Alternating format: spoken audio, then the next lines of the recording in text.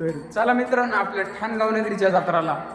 मल्हारवारी मोतियाने दावी भरून, नाहीतर देवा देवा मी जातो दुरून. मल्हारवारी मोतियान द्यावी भरून, नाहीतर देवा देवा मी जातो दुरून.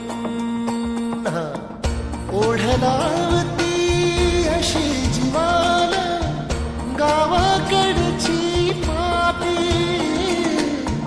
सारघा